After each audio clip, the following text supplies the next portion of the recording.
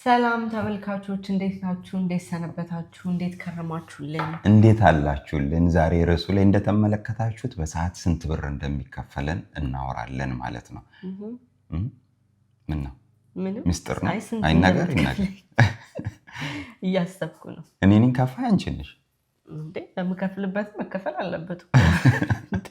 የሂሳብ ከፋይ ይከፈሏል። ኦፍ ኮርስ ሂሳብ ሰራተኞች ሂሳብ ለሚሰሩበት ገንዘብ ለሚሰሩበት እንደሚከፈላቸው ማለት ነው። ስንት ነው ደሞዛችሁ? ስንት ይከፈላችኋል? በትክክል ካልኩሌት አድርጋችሁ ታውቃላችሁ ወይ? እዚህ ሀገር አሜሪካን ሀገር እንግዲህ ሌሎች ሀገራትም እንደዛ ሊሆን ይችላል። የሚሰላው በሰዓት ነው።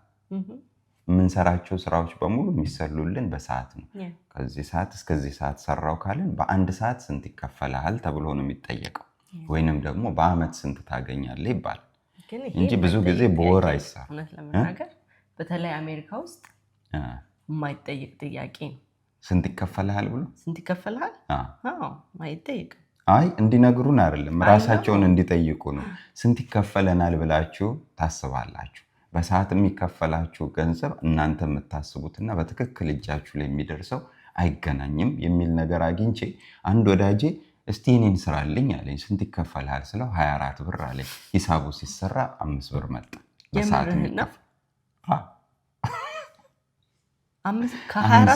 5 ብር በሰዓት የሚከፈለው እሱ እንደውም በጣም ጀነረስ ሆነን ሰርተነው ነው እንጂ ከዛም በታች ሊሆን ይችላል።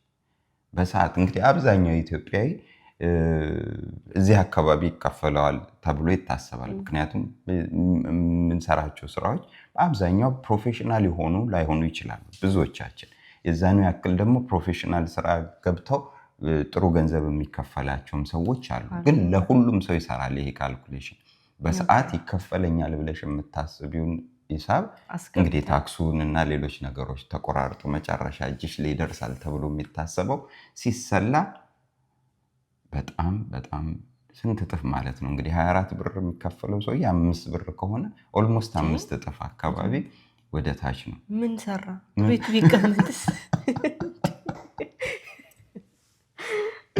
አንድ ጊዜ ያስታወስከኝ። አሁን እንደዚህ ሂሳቡን አላውቀውም በእርግጥ ግን አንዳንዴ ይመስለናል አይደለ? ዘሞር በሰራን ቁጥር በቃ ገንዘቡ ተከማቸ ምናምን ብዬ ነው የማስበው። የመጣው ሰሞን 2 ስራ ሁሉ ሰርቻ አውቃለሁ። 2 ስራ ስሰራ ሀብታም እንደሆንኩ ነበር የሚሰማኝ። እዛም እሰራለሁ እዚህም እሰራለሁ። የሚገባው ገንዘብ ብዙ ይመስለኝ ነበር። ሰዓቴን አውቀዋለሁ። የሰራሁበት ምን ያህል ሰዓት እንደፈጋው እያወቅኩኝ ፔቼኬ ሲመጣ የለም። እዛ ጋር ቀን አንሰውት። እኔ ደግሞ የማውቀው ነገር የለም። የመጀመሪያ ስራዬ ነው ሲጀመር። ይሄ ከመንግስት ጋር የሚያገናኘን ይሄ ታክስ፣ ጡረታ ምናምን የሚባሉትን ነገሮች አላውቃቸውም። እና በጣም ያናድዳኝ ነበር። ለምንድን ነው በዚህ ደረጃ ዝም ብዬ ነው የምለፋው አልኩኝ። ብዙ ሰው እንደዛ ይላል። ለዛውም ፔቼክሽ ላይ ያለው ገንዘብ ቁጥሩ ነው አሁን ከምነግርሽ አንጻር ሲሰራ። ምክንያቱም ከጀርባ የማናውቃቸው ኮስቶች አሉብን ተብሎ ስለሚታመን የምናወጣውን ወጪ ሳይጨምር ነው እኮ ገና ይሄ። ከዛ በኋላ ነው አሁን ለምን መሰላችሁ እዚህ ነገር ውስጥ የገባ ነው። የባለፈው ፕሮግራማችን ላይ ታስታውሺ ከሆነ ስንት ብር ይበቃል የሚል ጥያቄ ጠየቅንና 3500 ይበቃ ይሆን በትንሹ በሚለው ብዙ እንደውም ተሳሳቅንበት። ብዙ ተመልካቾችም አስተያየት እየሰጡ ነው አሁንም ድረስ እና 10,000 አስገብተንም እኛ መተንፈሻ አጥተናል፣ ተቸግረናል። እንኳን 3500 ኧረ ምንም እኔ ይኸው ለፋለኝ ምንም ጠብ የሚል ነገር የለም። ፔቼክ ቱ ፔቼክ ነው የምንኖረው ይላል። ለምንድን ነው ታዲያ 5,000ም ሰራሽ 3,000ም ሰራሽ 10,000ም ሰራሽ ሴም ቲንግ የሚሆነው የሚለውን ካልኩሌት ማድረግ ስንጀምር ሪያሊቲውን ማወቅ ትጀምሪያለሽ እዛ ውስጥ። ከዛ ይህንን ነገር ጉግል ማድረግ ጀመርኩኝና ሂሳብ ከሚሰሩ ወዳጆች ጋር ስንነጋገር አንድ ወዳጄ እስቲ በዛው የኔንም ሰራልኝ አለ። ስንት ይከፈላል ስለው ኮራ ብሎ 24 ብር አለ በሰዓት የሚከፈለው። ያችን ብዙ ነው 24 ብር የሚከፈለው ሰው መጨረሻ ሂሳቡ ሲሰራ እንዴት ሆኖ ነው 5 ብር የመጣው? እኔም እሱ ለመስማት ጓጉቻለሁ። ማን ነው የበላው? ማን ነው መሀል ላይ የሚበላው? ብሩን ማን ነው መሀል ላይ የሚበላበት? ለማንኛውም የወዳጄን ሂሳብ እንስራው። በሰዓት 24 ብር ይከፈለዋል። የሚኖረው ቨርጂኒያ ነው። 24 ብር ማለት በቀን 8 ሰዓት ፎርማል አወር ሲሰራ በቀን 8 ሰዓት 192 ብር ይመጣል። በቀን የሚያገኘው ምንም ሳይቆራረጥለት 24 ሲባዛ በ8 192 ብር ይመጣል። ከዛ ታክስ አለበት። የፌደራል ታክስ አለ፣ የፋይካ ታክስ አለ፣ እንደገና የስቴት ታክስ አለበት የቨርጂኒያ። አሁን እሱን ስታሰይ እዚህ ስቴት ታክስ 37 ብር ከ79 ብር ታክስ ይወስድበታል። 37 ከ79 የፌደራል የስቴት ታክስ እና የፋይካ ምናምን ተደምሮ 37 ከ79 አሁን ኔት ዴይሊ ቴክ ሆሙ ለሱ ወደ ቤቱ ይዞ የሚሄደው 154 ብር ከ21 ሳንቲም ነው። ቆይ ገና አልጨረስንም። እንግዲህ ሁሉም ታክስ ተቀናንሶ እጁ ላይ የሚቀረው 154 ከ21 ዶላር ይሆናል ማለት ነው። 192 ነበረው። አሁን ያንን ጥሩ ነው። እንዲህ ከሆነ ገቢው አሪፍ ነው። ግን አሉት ብዙ የሚሰሉ ነገሮች ውስጡ ማለት ነው። ሪል የሆነውን ነገር ለማወቅ ነው። ቢኮዝ ስንኖር ሪል አይደለም፣ ሪሊ ነው የምንኖረው። እያንዳንዷን ወጪ ሪሊ እየኖርናት አገኘን የምንለውን ግን ዝም ብሎ ራንደም ቁጥር ይዘን ነው የምናወራው። ስለዚህ ሪል ወደ ውስጥ መገባት አለበት ነው የሚሉት የፋይናንስ ባለሙያዎች። ያ ማለት እንግዲህ ታክሱ 37 ከ79 ተቀንሶለት ከ192 154 ከ21 ይመጣል። ከዛ እዚህ ውስጥ ለዚህ ስራ ብሎ የሚያወጣው ለኑሮ የሚያወጣውን አላለም። ኑሮ ማለት የቤት ኪራይ፣ ምግብ ምናምኖቹን እዚህ ቤት ውስጥ ያሉትን ወጪዎች ሳይሆን ለስራው ብሎ የሚያወጣቸው ወጪዎች የስራው አካል ስለሆኑ አብረው መሰራት አለባቸው ነው የሚሉት ሙያተኞች። ስለዚህ ከዚህ ስራ ጋር የተያያዘ ምን ወጪ ያለበት ይዞ ሁሌም ሲያሰሉት፣ ለምሳሌ ከዚህ የሆነ 2 ሰዓት ድራይቭ ሊሆን ይችላል ስራው። አሁን ከሚከፈልሽ የ2 ብር ጭማሪ ስላለው ከዚህ እዛ እየሄድሽ ስትነጂ የምታወጪውን ወጪ ማሰብ አለብሽ ነው ሂሳቡ። ስለዚህ አሁን ሪል ወጪዎቹ ጋር እንግባ። ከስራው ጋር የተያያዘውን ወጪ ብቻ። የመጀመሪያው ስራ መሄድ፣ ከስራ መመለስ አለበት ይሄ ሰው። ያ ማለት ኮሚዩት ማለት ነው። መንገድ ላይ የሚያጠፋው ጊዜ እና ገንዘብ ምን ያህል ነው የሚለው ማለት ነው። ከመኪና ጋር እናያይዘው። ምክንያቱም ይሄ ወዳጄ መኪናን እየነዳ ስለሚሄድ ማለት ነው። ትራንስፖርት የሚጠቀሙ ሰዎች ይኖራሉ። የዚህን ወዳጄን ወጪ ሳሰላው እናንተም የየራሳችሁን እግረ መንገድን እንድታስቡት ነው። 25 ማይል ነው የሚነዳው ሲሄድ። ምንድነው ሩቅ የምትይው አይደለም አይደለ? 25 ማይል በጣም ሩቅ የሚባል አይደለም። ስለዚህ ሲሄድ 25 ማይል ሲመጣ 25 ማይል ይነዳል። በድምሩ 50 ማይል ይነዳል ይሄ ሰው። 50 ማይልን በአይአርኤስ ኤስቲሜት ነው የምንሰራው። አይአርኤስ ለስራ የሚወጣው የመኪና ጋር የተያያዘ እና የነዳጅ ወጪ መሰላት ያለበት በማይል 0.725 ዶላር ነው። ወጪው 0.725 ነው። ስለዚህ ይህንን በ50 ስናሰላው፣ ይሄ በነገራችን ላይ ምንን ይጨምራል? ቲር ኤንድ ዌር የመኪናውን፣ ከዛ ነዳጅ ይጨምራል፣ ከዛ በኋላ ደግሞ ኢንሹራንሱን ይጨምራል አይአርኤስ እንዳሰላው ከሆነ። ስለዚህ 36 ብር ከ25 ይሆናል ይሄ ወጪው የዚህ ሰው። በአይአርኤስ ስሌት መሰረት ሪያሊቲው ከፍ ወይ ዝቅ ሊል ይችላል እንደየመኪናችን አይነት። አንዳንዱ ፕሪሚየም ነዳጅ የሚጠቀም፣ አንዳንዱ ደግሞ ኖርማል ሬጉላር የሚጠቀም ሊሆን ይችላል። የአንዳንዱ መኪና ነዳጅ አጠቃቀሙ አሪፍ ሊሆን ይችላል፣ የአንዳንዱ መጥፎ ሊሆን ይችላል። ግን የአይአርኤስን ኤስቲሜት ይዘን ነው የምናወራው። ስለዚህ 36 ብር ከ25 ወጪ ያለበት ለመንገድ ብቻ፣ ለመኪና ብቻ፣ ለነዳጅ፣ ለኢንሹራንስ የመኪናው ጋር በተያያዘ ነው የሚለው። ከዛ የመኪና ክፍያው ደግሞ አለበት ሰውየው መኪናውን። እንግዲህ ይሄ ወዳጄ ፋይናንስ አድርጎ በሎን ስለሆነ መኪናውን የገዛው የወር ወጪዎች አሉበት አይደል? የመኪና ክፍያሽ እሱ ኑሮው ጋር አይደለ? ለስራው ስራ ቢሰራም ባይሰራም ግን መኪናውን ለዚህ ስራ እየተጠቀመው ስለሆነ ማለት ነው። በምኑ ነው የሚሄደው? በመኪናው የሚሄደው። መኪና አልፈልግም ቢል እና በትራንስፖርት ባቡር ወር ባስ የሚጠቀም ቢሆን ያን ነው የምናሰላለን። ግን መኪና የተጠቀመ ነው አይደለም? ስለዚህ እሱንም ስናሰላለት 34 ብር ከ26 መጣ። ከዛ ወዳጄ ላጤ ነው፣ ምሳ ይዞ አይሄድም። ስራው ቦታው ላይ ሳንዱች ይበላል። ይሄ ቢግ ነው ቢግ ነው። አዎ እንዴ ምን ሆነሃል? በዚህ በተወደደ ኑሮ ውድነት በየቀኑ ሳንዱች ይበል እኮ። እሱን እንመክረዋለን እኮ መጨረሻ እኮ እንመክረዋለን። አሁን ተቆጪው ዙሪና ነው ልክ አይደል? አትብላ ውጪ አትብላ ብላለች። እሺ እንኳን አይደለም በነገር ምርጫሽን ሳትኖሪ ነው ለዛውም ማለት ነው። አሁን በምትይው ከሆነ እኔ ውጪ ነው መብላት የምፈልገው የሚል ሰው ዋጋም ትችላለህ እኮ እሱማ ዋጋም ግን ኪስ ይችላል ወይ ነው እኮ። አዎ ይችላል እኮ እሱ እኮ እሱ ችሎ እኮ 5 ብር ተርፎታል አልኩሽ እኮ። ምሳውንና ቡና ይጠቀማል። የሁለቱ ወጪ በአብዛኛው ምን ያህል ትጠቀማለህ አልኩት። የአንዷን ሰዓት ለምግብና ለቡና ውላታለሁ አለ። 24 ብር ማለት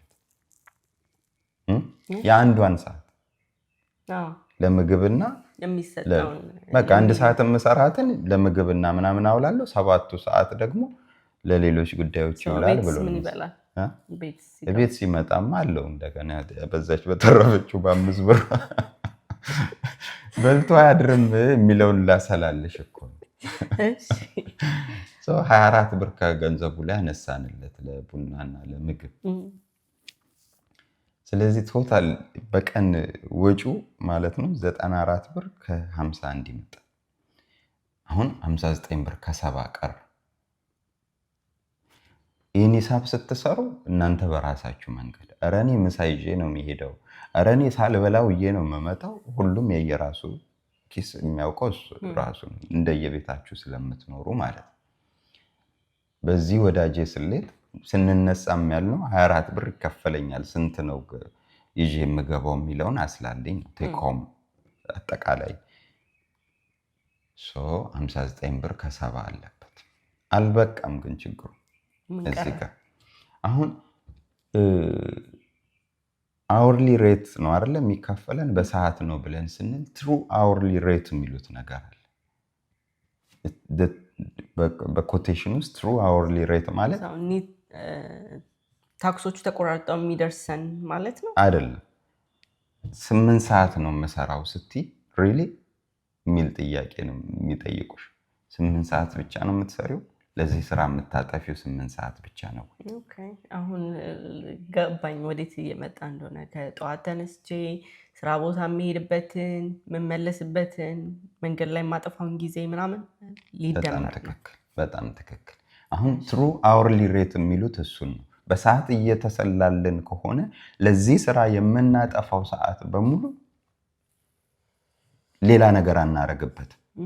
ለምሳሌ ከዚህ ስራ ወጥቼ ሌላ ስራ ሰራለሁ የምትይ ከሆነ የዛ የመንገድ ላይ የምታጠፊው ጊዜ እዚህኛው ስራ ላይ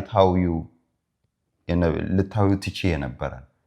ስለዚህ ካልኩሌት ታረጊና ኦኬ እዚህ ቅርብ ያለ ሌላ ስራ በፈልግ ይሻለኛል ሩቅ ሄጄ በመንገድ ላይ ጊዜ ከማጠፋ። ቢኮዝ እዚህ ሀገር ታይም ነው የሚሸጠው። ሰዓት ከሆነ የሚሸጠው እያንዳንዷ ሰዓት ዋጋ አላት ማለት ነው አይደል? ኢትዮጵያ ቢሆን የወር ደመወዝተኛ ነሽ፣ አርፍደሽ 4 ሰዓትም ብትገቢ ዛሬ አሞኛል ብለሽ ብትቀሪም ደሞዝሽ ነው፣ አይቆረጥም። ከቻልሽ ጥሩ አለቃ ካለሽ ወይም ራስሽም አለቃ ከሆንሽ 1 ሳምንትም ላገቢ ትቻለሽ። የእውነቴን ነው የምነግርሽ። በደንብ የማውቀው መስሪያ ቤት አለ። እዚህ ጋር ከተናገርኩት ችግር ነው የሚሆነው። ቢኮዝ በጣም ስለሚደንቁኝ ነው። ከሰኞ እስከ አርብ መፈረም አለባቸው እና ያሳቀኝ ሰኞ ይገባና እስከ አርብ ፈርሞ ይወጣል። በደንብ አለቆች የሚያውቁት ምናምን ነው። ቢኮዝ ስራው ሰውየውን እዛ እንዲቀመጥ አያስገድደው። ስለዚህ ሌላ ሽቀላውን ይሸቅላል። ወይ ደግሞ አርብ ይመጣና እስከ ሰኞ ያለውን ወደኋላ ይፈርማል። እንደዚህ ሆነው ደሞዝ ይወስዳሉ። የስራው ባህሪ ነው። በእርግጥ ግን ሁሉም ጋር እንደዛ ነው ማለት አይደለም። እንደዛ የሚኖሩ ወዳጆች እንዳሉኝ ልንገርሽ ብዬ ነው እግረ መንገድ። እዚህ ሀገር ግን እያንዳንዷ ነገር የምትሰላው በታይም ካልኩሌት ተደርጎ ነው። ስለዚህ ይሄ ሰውዬ መንገድ ላይ ስንት ይህንን 25 ማይል ለመሄድ ምን ያክል ሰዓት ይፈጃል? 50 ማይል በቀን ደርሶ መልስ 1 ሰዓት እንበለው 30 ደቂቃ ሲሄድ 30 ደቂቃ ሲመለስ 30 ደቂቃ 1 ሰዓት የሚሰራው 9 ሰዓት። አሁን 9 ሰዓት ደረሰን። ከዛስ ጠዋት ለመውጣት ምን ያደርጋል? ቤቱ ተነስቶ ለዚህ ሰዓት ሲዘገጃጅ ይኸውልሽ አሁን ብዙ ተመልካቾች እዚህ ጋር እንደሚንጫጩ እርግጠኛ ነኝ። ምክንያቱም የሚሰላልን ሪል አወር የሚሉት እነሱ ሪል አወርሊ ሬት የሚሉት ለዚህ ስራ የምታጠፊያት እያንዳንዷ ጊዜ ማለት ነች። ምን ማለት ነው? ጠዋት ተነስተሽ ወደዚህ ስራ ለመሄድ የምትለብሺውን ልብስ መተኮስም ይሁን ማዘጋጀትም ይሁን ሴት ከሆንሽ ፀጉርሽን ምናምንሽን ዋቴቨር ለዚህ ስራ የምታጠፊው ጊዜ ለዚህ ስራ ለልጆችሽ መዋል አይችልም ይሄ ሰዓት። ገባሽ? ለምንም ነገር የማታውዩ ሰዓት ነው ተብሎ ስለሚታሰብ ይጠቃልላል እኮ የሚከፈል ክፍያ እኮ ይሄ ሁሉ ታስቦ ነው እንጂ ተኝቼ አልጋ ላይ ታስቦ አይደለም። ይሄ ሁሉ ታስቦ አይደለም። አንቺ የሚታሰብልሽ ቅድም አልሽ ራስሽ ክሎኪን ወይም ፓንቺንግ አድርገሽ ፓንች አውት እስካደረግሽበት ሰዓት ድረስ እችን ብቻ ነው የሚያሰሉልሽ። አንቺ መንገድ ላይ ለምን በትራፊክ ብዙ ከተሞች በተለይም ዳውንታውን አካባቢ የሚሰሩ ሰዎች ካሉ ረዥም ሰዓት ዝገው ነው የሚደርሱ። እሱን አይመለከታቸውም እኮ የመስሪያ ቤቱ ችግር እኮ አይደለም እኮ አንተ ታሰድ ለሱ እኮ ነው አንቺ ማሰብ አለብሽ እምልሽ ማለት ነው። ስለዚህ ይሄ ስራ ያዋጣኛል ለማለት መንገድ ላይ 2 hours የምትፈጂ ከሆነ 2 ሰዓቱ ባክኖብሻል። እዚህ ሰፈር ላይ በ22 ብር ብትቀጠር ይሻላል ወይንስ እዛ ድረስ ነድተሽ በ24 ብር? ይሄን እንድታሳይ እኮ ነው እንጂ እኮ እነዚህ ሰዎች ይክፈሉሽ ብዬ እኮ ልከራከር አይደለም። ጥፋታቸው አይደለም። እነሱ ያሰሉልሽ ሰዓት አለ። ሪል አወርሊ ሬትሽን አንቺ ነሽ ማወቅ ያለብሽ። ግን የትም ቦታ ብትሄድ እነዚህ ነገሮች አይቀርልም። አሁን እኔ እዚህ አጠገቤ ፊት ለፊት ያለ ስራም ባገኝ ለሱ 5 ደቂቃም ሊሆን ይችላል መንገዱ። ለዛ ብዬ የምነሳበት ሰዓት አለ። እሱንም ካልኩሌት አያደርጉልኝም እነሱ። አያረግም፣ ማንም አያረግልሽም። ያንቺ መንገድሽን ምናምን የሚያረግልሽ ከተገኘ ጥሩ ነው። ሊኖር ይችል ይሆናል፣ አላውቅም፣ አልሰማውም። ግን ለአንቺ ለኑሮሽ ያለሽው አንቺ ነሽ የምታውቂው። ስለዚህ ይህንን ካልኩሌት ሳታደርጊ እኔ እኮ እንዲህ ነው የሚከፈለኝ ግን የት እንደሚገባ አላውቅም ገንዘቡ ምናምን ስንል የሚከፈለኛል ብለሽ አሰብሽውን አይደለም የሚከፈልሽ በሰዓት ሲሰላ። ይሄ ሰውዬ አሁን ምሳ ሰዓት ብዙ መስሪያ ቤቶች ላይ አይቆጠርም። ክሎክ አውት አድርገሽ 1 ሰዓት ለምሳ ትቀመጫለሽ። እቤትሽ ሄደሽ ምሳ በልተሽ አትመጭም። ስለዚህ ምሳ ሰዓት ይዘሽ ነው የምትሄጂው። መስሪያ ቤቱ ያችን ሰዓት ለምሳ ነው የፈቀደልሽ እንጂ አያሰላልሽ የሚሳቡ። ስለዚህ ያቺስ 1 ሰዓት ለዚሁ ስራ የዋለች ነች። ለሌላ ነገር አትጠቀሚያት። ቅድም እንዳልነው ነው በቃ ለምሳ ነው የምትጠቀሚው። ምሳውን ደግሞ እዛ ጋር እንድትበይ ያስገድደሽ ስራው። እነዚህን ነገሮች ማስላት ተገቢ ነው ባጭሩ። ስለዚህ የምሳ 1 ሰዓት ጨመርሽ አይደል? መንገድ ላይ የሚያጠፋው 1 ሰዓት ሆነ። ስንት መጣ ማለት ነው? 2 ሰዓት ተኩል ማለት ነው አይደል? ጠዋት 30 ደቂቃ፣ ማታ 30 ደቂቃ ከስራው ሲመለስ 1 ሰዓት፣ ለመንገድ ላይ 1 ሰዓት፣ ከዛ መሀል ላይ 1 ሰዓት፣ 3 ሰዓት ጨምሪበት። ይሄ ሰውዬ በ24 ብር የሚሰራው በ8 ሰዓት ይከፈለዋል እንጂ 11 ሰዓት ነው የሚያጠፋው።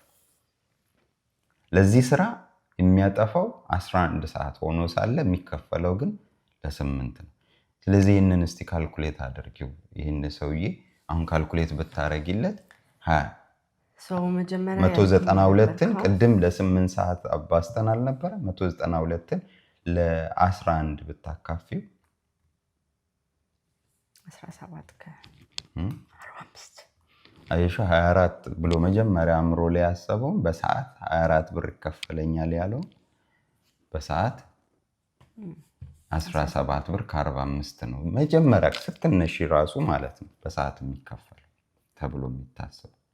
እነዚህን ከዚህ ላይ ነው ደግሞ ታክሶቹ ከዚህ ላይ ነው ታክሱ ምኑም ተቀንሶ ይሄ ሰውዬ አሁን መጨረሻ ላይ 59 ብር ከ70 ነው የቀረው ብለናል። ሰዓቱን ሳንጨምር ይሄ 11 ሰዓቱ ሰዓቱን ሳይጨምር 59 ከ70 ነው። 59 ከ70 ለ11 ሰዓት ስታካፊው እጁ ላይ የሚቀረውን ለማወቅ 14 ብር 59 ለ11 ነው። እንዴት ሆኖ ነው 14? 59 ከ70 159 ነው እኮ የሰራሽው 59 ነው ያልኩት። አንቺ በጣም የወዳጄ በደንብ ጥሩ ብር እንዲኖረው 59 ከስንት ነው ያልኩሽ? ከ70 ሲካፈል 11 እኩል ይሆናል። ሂሳቤን ከንቱ አረገችው ብዬ አስደነገጥሽ።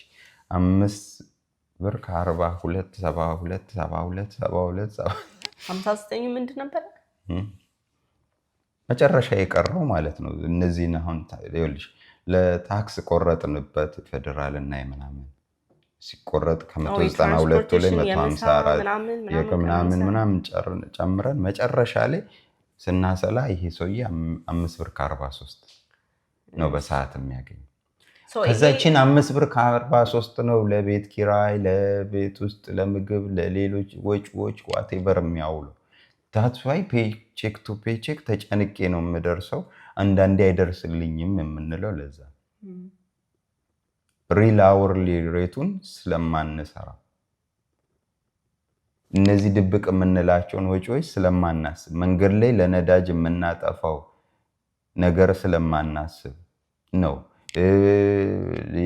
ምሳ የምንበላውን አሁን ይህንን ወደ እውነታ ስንመልሰው ቅድም ወዳልሽው ነገር ስናመጣው መመካከር እዚህ ጋር ይጀምራል ማለት ውጭ አትብላ ካልሽው አሁን እዚህ ጋር መቆጣት ነው ያለብን። እዚህ ጋር አሁን ይሄ ሰውዬ ምሳውን ከቤት ይዞ መሄድ ቢችል ከ5 ብር 43 የነበረው በአንዴ ወደ 10.72 ያድግለት ነበር። የምሳውን ስትታዩ ማለት ነው 24 ብር ነበር ያልከኝ አይደል? የሚያጠፋው ስለዚህ ብዙ ይቀንሳል።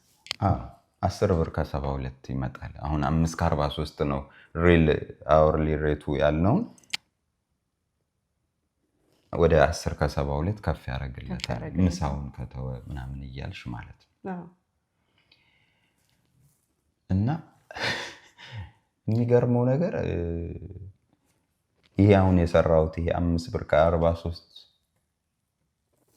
የሚመጣውን ሂሳብ አጠቃላይ ወጪውን ለመሸፈን ይሄ ሰውዬ ጠዋት ገብቶ 5 ሰዓት ከ23 ከሰራ በኋላ ነው ወደ ኪሱ የምትገባውን መስራት የሚጀምረው። ከ8 ሰዓት ስራ ውስጥ 5 ሰዓት ከ23 ደቂቃውን ወጪውን ከቨር ለማድረግ ነው የሚሰራው። የዚህን የስራውን ወጪ ማለት ነው። ከዛች በኋላ ያለችው ነች ለሱ ህይወት የምትሰራ።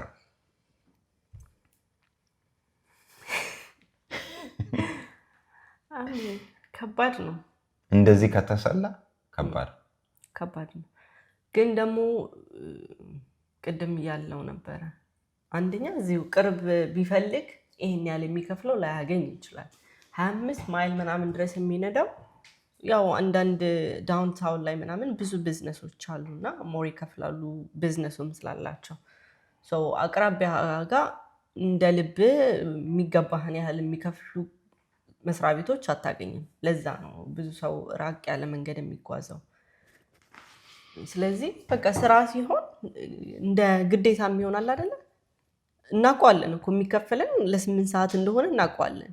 ለሱ ቀድመን መነሳት እንዳለብንም እናምናለን። ነገር ግን እንደ ባከነ ጊዜያት ቆጥረውም። ምክንያቱም ከስራ አለኝ ስራዬ ለመሄድ መዘጋጀት አለብኝ ግዴታዬ ነው ብለህ ነው የምታስበው እንጂ ኦኬ ይሄንን ምንድነው ሰዓት ቀረብ ባደርገውና ካልኩሌት ተደርጎ ይሄን ይቆርጥልኛል ትራንስፖርቴሽኑን ዋጋ ምናምን ቀናንሼ ይሄን ያላተርፋለሁ ከዛኛው እዛ ከሚከፈለኝ ክፍያ ትንሽ አነስ ያለ ወደዚህ ብፈልግ የሚለው ጋር አንመጣም። ደህና ክፍያ ከሆነ እርሊ መነሳት ካለብኝ እርሊ እነሳለሁ ብዬ ነው የማምነው እኔም ራሴ ማለት ነው። ስለዚህ ልክ ነው ከራሴ ላይ ነው የምቆርሰው ብዙ ማደርግበትን ሰዓት ነው የምቀንሰው። ግን ይሄም ለራሴው ብዬ ስለማምን አብዛኞቻችን እንደዛ ስለሆነን ይመስለኛል በቃ ወርዝ ያደርጋል ብለን ካሰብን ለዛ ወርዝ ለሚያደርገው ነገር የራሳችንን ነገር ሉዝ ማድረግ እንጀምራለን። ትክክል። አስታውሺ ከሆነ እዛ አዲስ አበባ የነበርንበት ቤት መስቀል ፍላወር የተከራየንበት አንድ ሰው ከአሜሪካ መጣና እያወራን እንደዚህ የተጨዋወትን ስራው ዲሲ ነው የሚኖረው ባልቲሞር ነው እና አይርቅህም ምናምን አልኩት። ዲሲውን ቨርጂኒያ ብቻ እንደዛ ነው ስራው፣ ግን ባልቲሞር እንደሚኖር ነግሮኛል። አይርቅህም እንዲህ አልኩት። ከመራቁ መንገድ ላይ የማጠፋውን ጊዜ ብታውቅ ምናምን አለኝ። አሁን ነው ይሄንን ሂሳብ መስራት ስጀምር የገባኝ። ይሄን ያህል ላይክ 2 hours በተለይ እንዳልኩ ትራፊክ ጃም ያለባቸው መሀል ከተማ ላይ ምናምን ላይ ዳውንታውን አካባቢ የሚሰሩ ሰዎች በጣም ረዥም ሰዓት መንገድ ላይ ያጠፋሉ ለስራቸው። ስለዚህ በሰዓት ይከፈለኛል ለሚል ሰው ወርዝ ያደርጋሉ የሚሄድበት ስራ ያን ያህል 1 ሰዓት 2 ሰዓት የሚቆም አሁን እሱ ያለኝ 2 hours ምናምን። በተለይ ምንድን ነው የሚባለው እዛ አካባቢ ያሉ ሰዎች ሊነግሩን ይችላሉ። ሃይዌው በጣም ቢዚ ሃይዌይ ነው። ላይክ ትራፊክ ጃሙ ረዥም ሰዓት የምትቆምበት እና 2 hours ምናምን አጠፋለሁ አለ መንገድ ላይ ሲሄድ 2 hours ሲመጣ 2 hours 4 hours ወደዛ ስራ ለመሄድ የሚያጠፋው ጊዜ ነው። እዚህ ሀገር ደግሞ በሰዓት የሚሰላልን ከሆነ እችን 4 ሰዓት መንገድ ላይ የማጠፋትን እንዴት ልቀንሳት? ያችን 4 ሰዓት እዛ ጋር ሄደን ምናልባት 5 ብር ጭማሪ ሊሆን ይችላል ስራው። እንትኑንም ቅድም አሁን ከስራ ከተመለሰ በኋላ ለምንድን ነው የሚሰላው ቤቱ ሲገባ ምናምን ልትይ ትችላለሽ። ግን ኤግዞስት ላረገ ሰው የምሬን ነው ኤግዞስት እነሱ የሚሉት ማለት ነው መጥቶ ራሱ ሁሉን ነገር የስራውን ነገር ጥሎ ቤቱ ተቀምጦ ሶፋው ላይ ቲቪ እስኪ ከፍቶ ወይንም ደግሞ ቁጭ ብሎ ልመገብ ወር ዋቴቨር ሌላ ስራ ልስራ እስከሚልበት ሰዓት ድረስ ያለው ለዛ ስራ የዋለ ሰዓት ነው። አትጠራጠር። ስለዚህ ይሄን እንዴት ካልኩሌት አድርገን የሚመቸንን ስራ እንፈልግ ነው። አንዳንዶቹ እንደውም ቤትም መተው እኮ ስቲል የሚሰሩ ሰዎች አሉ። ስለ በቃ ሌላ የሚዘጋጁ ዶክመንቶች ሊሆን ይችላል ምናምን ከዛም ውጭ የሚያስቡት አንዳንዴ አይምሮ አንድ ነገር ላይ እንትን ካለ አይቆምም አይደለ? ሞር የምናስበው ነገር ስለ ስራው ነው። ስለዚህ ስቲል ማይንዳችን ይሄዳል ይሰራል፣ ግን ከስራ ወጥተናል አርፈናል እንላለን። አለን ብዙ እንደዚህ አይነት ሰዎች። አዎ ደግሞ በጣም አስቸጋሪው ነገር ምንድን ነው? የምትፈልጊው አይነት ስራ ሰፈርሽ አካባቢ ደግሞ አታገኝም እዚህ ሀገር። ቢኮዝ ካልዋሸን በስተቀር ብዙዎቻችን የምንሰራው ፕሮፌሽናል የሆነ የተመረቅንበትን ትምህርት ምናምን ስራ አይደለም እዚህ ሀገር። ያገኘነው ነገር ላይ ነው የምንጣደው እና በዛ ምክንያት የምትፈልጊው ቦታ ላታገኝ ትችላለሽ። ግን ደግሞ ቅድም እንዳልኩት ነው ስራ መቀየር የሚፈልግ ሰው ሊኖር ይችላል። እዚሁ ቅርቡ በ10 ብር እየሰራ 12 ብር እኮ እንትን አገኘው ብሎ ሲያስብ ሪሊ ካልኩሌት አድርገዋል የታይሚክን መንገድ ላይ የምታጠፋውን ምናምን የሚለውንም እንድንረዳዳበት በሱ ጉዳይ ላይም ራሳችንን እንድንመረምር ነው። ሪል አወርሊ ሬትን ካሰላ ነው የምናገኘው ይህን ያክል ነው። 24 ብር ያለው ወዳጄ የሚያገኘው 5 ብር ከ43 ነው በሰዓት። ወጪዎቹን እዛ ጋር ለስራው የሚያወጣቸውን ወጪዎች ማለት ነው። እና ደግሞ አባቴ ተነሳ በቃ እንሰናበት። እኔ ልሰናበት፣ አንቺ አባቢው በቃ ቻው በያቸው። መልካም ተመልካቾች እንግዲህ በየቤታችሁ ሆናችሁ እየተከታተላችሁን ከነበረ እናመሰግናለን። ኮሜንት ምናምን